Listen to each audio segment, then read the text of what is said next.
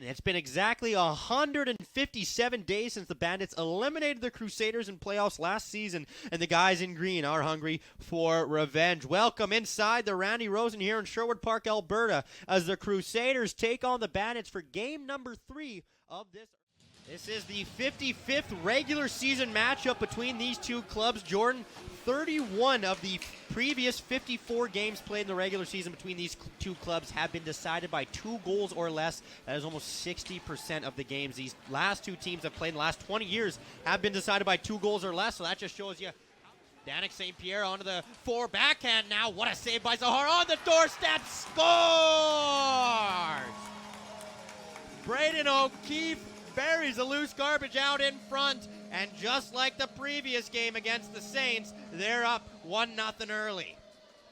I don't mean to say I call it, but what did I say? Speed. And he goes around. Looking outlet now as he surveys his options. His pass gets picked off, and it's a 2-on-1 coming back the other way, trying to crash to the net. On for Scally. What a save! And on the doorstep, the sprawling save from Jack Scally, robbing, I do believe, that was Camille Shamrock of what should. Bandits with it now on the power play. $1:10 remaining in the Crusaders' first penalty kill of the game.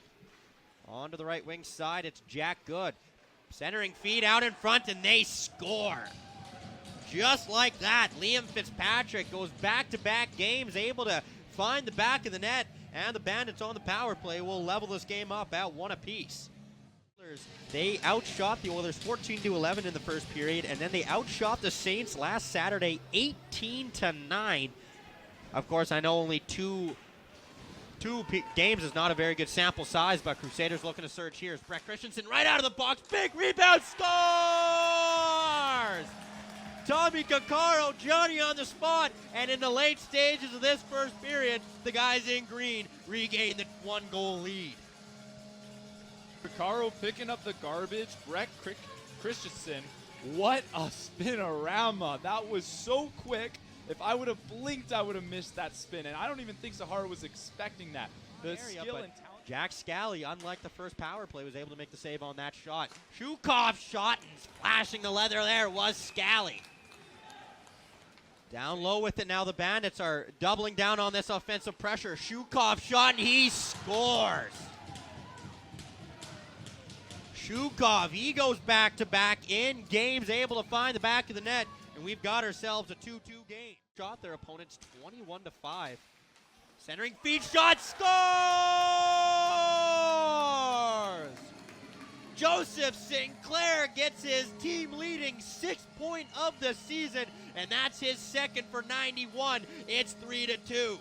Sinclair sitting himself in the office. O'Keefe with a great heads-up play to know exactly where he was. That quick pass, great job. It went along. Dmitry Nazarov nearly tried to go 5-hole like you mentioned, so maybe he's been watching a little Hockey Psychology. If you're looking for a good watch on YouTube, I highly suggest Hockey Psychology. He's got some very in-depth videos, and Stevie Grumley scores from the point as the captain picks up his 3rd goal of the season, and it's 4-2 Crew hockey. All I can say about that one is what a snipe. I mean, he almost made it look effortless. Just wide. What a missile sent on by the captain as he's going to hold the line yet again. Pass over for Sinclair. Back for Brandon. A tip out in front. They score! I was right on the goal scorer, wrong in the setup play, but as the old saying goes, they don't ask how, they ask how many. It is now a 3-goal lead. Semenko gets his 2nd of the season. It's 5-2. It wasn't. Great job for Semenko. He was the first to see it, the first to get it down. A dominant power play here in the game. They're 1 for 6. Of course, that was sarcasm, but it is a good monkey to get off the back here for the Crusaders. The Bandits took a, I'm assuming, much-needed timeout. I mean, that is 3 straight goals, and I think not even a full 5 minutes into this 3rd period. So, I mean, this is just what me and Jordan have been talking about. It seems just like a whole different team in the 1st and 3rd period compared to that 2nd period. I honestly am surprised the Bandits didn't get more in that 2nd frame, as it was a lot of Bandits hockey, and I think a lot of that is goaltender Jack Scally doing what he does best, and that's keeping pucks out for breakfast, lunch, and dinner. But just as you see here, I guess it is over the 5-minute mark, but 5-2 is the score, and the Bandits still on the penalty kill. Yeah, don't be sarcastic about that power play too soon. We still got 1 minute 30 seconds left in the the man advantage. It would be a good insurance marker. I know 3 is already kind of a good insurance marker, but against these Bandits, you definitely don't want to give them any sort of daylight. Crusaders looking to work here on the power play, brought to you by Pace Technologies. Grumley back for Sinclair, shot. Zahar with a good pad save. Scores! Gleb Semenko with his first career Junior A multi-goal game, and that's back-to-back on the power play. It's 6-2.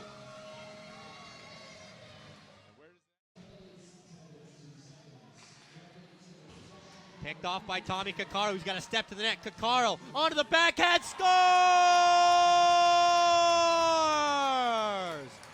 Back-to-back games, the Crusaders have been able to score short-handed, and that's number 2 for number 2.